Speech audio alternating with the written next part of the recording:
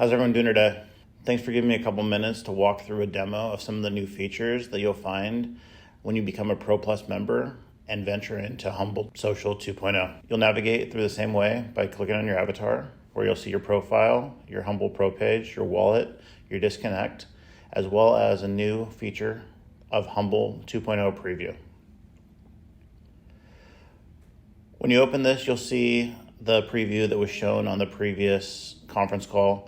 And I'll do a quick walkthrough just to show some of the features, some of the basic posts, as well as how to build a compound post by using a number of different features that have been added into the platform. Your navigation platform will be left and right, up and down, with home, explore groups, and calendar. You can go through the different groups. You can either join them or boot yourself out of them. For this one, I'll join blockchain. As you can see, there's 14 members. I click join. I become the 15th member, and now I have visibility to that group. Going back to home, you'll see a lot of the features and layout like a lot of social media with some real kind of nuances that are added into HUMBL 2.0. So I'll start by adding a basic post. You'll be able to select your channel. If you don't do that, it'll have you do it at the end. You'll be able to add a header if you want to, just like a website or a banner, a description header, and then post kind of just like you would on any social media platform, putting the information that you want to see relevant on that post. So I'll just put checking out HUMBL 2.0, and I will add a GIF. I know this has been a feature that a lot of people have talked about, so being able to search GIFs and have a lot of different options is pretty fun. And like I didn't change the channel at the beginning, I'll have to choose it at the end. Quick post, and it's successfully posted. Now going into a more robust compound post. Again, that time I chose general at the beginning, and I will select a header picture to start building my post. For this one, I'm gonna do a compound post of a band called All Time Low. So I create my header, I crop it, I put it in there. For the description or the title of it, I'm just gonna say All Time Low. And then I'm gonna start building the post myself. So just rundown of a band from Hopeless Records, All Time Low.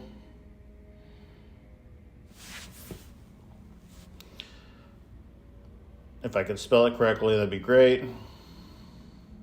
Once I do that, I'm able to change to a quote.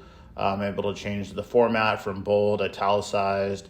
You're able to create it into a link, which when you put the link, becomes a hyperlink and will direct to the website that you choose. There's a lot of things that you're able to add along here and make it really customized. Removing the link, taking quote off, taking off italicized, taking off bold, making it back to the way it was before. And then you can continue to add it to your post. So I'm gonna add just favorite songs and then create a list. So I can do a numerical list.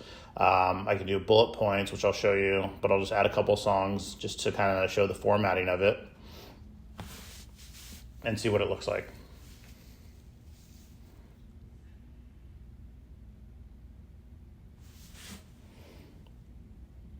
Once that's posted, I can toggle back and forth between bullets and numeric. Able to add pictures, so I'll just add a few pictures of the band and the band members. And I see this being popular with all different types of companies, brands, and even consumers that just want to show either things they're a part of or things that they're into. So continue to build that personal brand on the web. So once I click all the pictures in, I'm able to also add video. Once you add video, you can add and frame words around the video. Very easy by clicking the arrows. So this one, I put a video, All Time Low Shameless. Check out Shameless below. I'll just put my opinion of it. Very basic, great song. And then I'm able to add a poll. So with the poll, I'll just use the same list that I had created before. So what is your favorite all-time low song? Add a couple options. One of the things to think about here is if you continue to add options and if you add option 5 and don't put an option in there, it won't let you post. So you'll just have to hit the little right negative sign to remove it, and you'll be able to post from there. So another feature in here, you're also able to add poll expiration time for 12 hours, 1 day, 2 days, weeks, unlimited. Also able to add some more features like it showed at the bottom there with record, GIFs, and buttons. So with the button, you're able to add a linked button to buy, sell, and give some options for people to enhance the post by going through, and for here I'm going to select some tickets for all-time low. So for the post, I was able to create a header, a title, band pictures, a list, add a video, frame it with some wording, able to add a poll where it is much more interactive. I'm able to go back and change the formatting of the different words to make it stand out a little bit. So on this one, I'm just changing it to bold, italicized, and a header. Going through the poll, as I said, there's expiration times right below it, and then the button. So once you hit post, it goes through really quickly for the amount of data that was added. And then I'll just scroll through, and this is what the thread looks like now. So it shows the entire post with the header, the title, the pictures. I can click through the pictures and see the high profile pictures. Very clear, easy to get in and out of. The poll, I can vote there. Once you vote, you're locked in. You're able to expand it and show all the other information. So the list, the video, you can play the video right on the thread. And that's pretty much it. I mean, being able to buy tickets from here, being able to expand a traditional social media post, gives people a lot of opportunity to really kind of continue to create their own brand on the internet, but also monetize it. I'll do another just basic post, just hi Humble Nation, add a GIF, search, comes up. Let's pick this one right here, add it in, put the channel I want it in, and post. So as you see, a couple basic posts, a compound post. The next feature is the calendar and the events. Very cool feature, being able to toggle through lists and grid, see a calendar of all the events that are going on, be able to click through them, be able to see what's going on, and also be able to kind of show people what you're doing if you want to. You'll be able to create invites and attendees, add to Google Calendar, show the date. A lot of robust features that really continue to push that envelope of social media. So next up, I will create an event just to show how easy it is. Again, for this one, I will search for music just to get a header.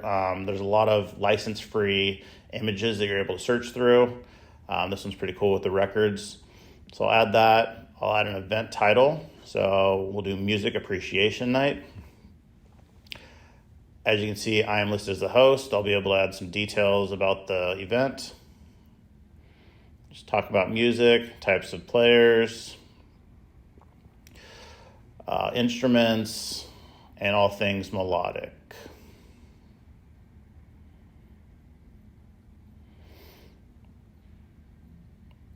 You can add a picture just like I did on the other post. For this one, I'll just use one of the pictures I've already used with the band, All Time Low.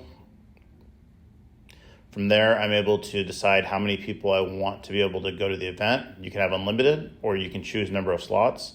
That'll be based on how many people you want to attend the event. So you can do 1,000.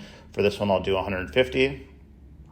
And then you set your times. So for a single event, you can set a single date, a start time, and a end time.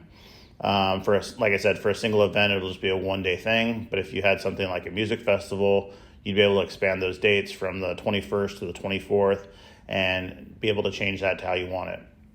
If it's going to be an online event, you can create a link right to it by clicking this button, and it'll populate a link once the event is created. Also able to add the venue if it's a physical location. And then once you do that, you're able to kind of go through and just double check what you'd put in there. So the pictures, the time, the number of registrants, the link, the venue, and once I hit create, it'll populate into an event. It'll give me an opportunity to create a link to send out to social media, email, text message.